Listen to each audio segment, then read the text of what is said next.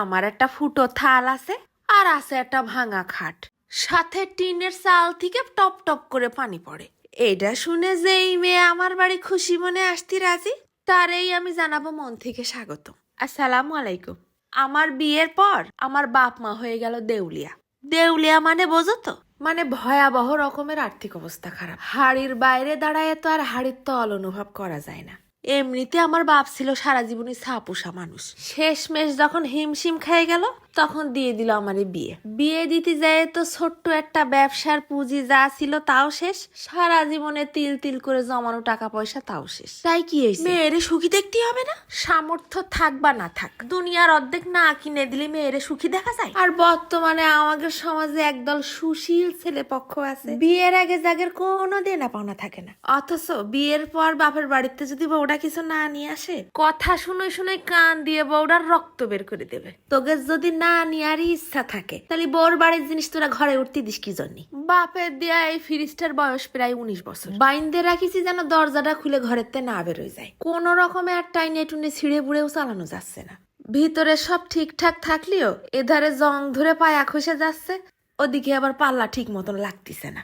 নতুন একটা ফ্রিজ না কিনলেই নয়।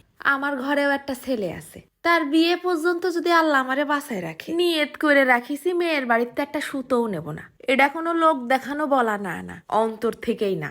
আমার ঘরে যা আছে, আমার সামর্থ্যে যা আছে, তাই শুনে যেই মেয়ে খুশি মনে আমার সংসারে ঢুকতে রাজি, আমার কাছে বাপু তার 7 খুন মা। একটা মেয়ে জন্ম দিয়ে এখন আমি বুঝি, কোনো বাপ মা যে তার কলজে চিরা ধন আর একজনের বাড়ি পাঠাবে, এটাই তো তাদের জন্য অনেক বেশি। তারপরও যদি মনে হয় বাপের দিয়া জিনিসপত্র নিয়ে বিলাসিতা করার জন্য শ্বশুর বাড়ি ঠেলে উঠতো, তাহলে বাপু তুমি বাপের বাড়িই থাকো, তোমার আর আমার ঘরে ঢুকতে হবে না।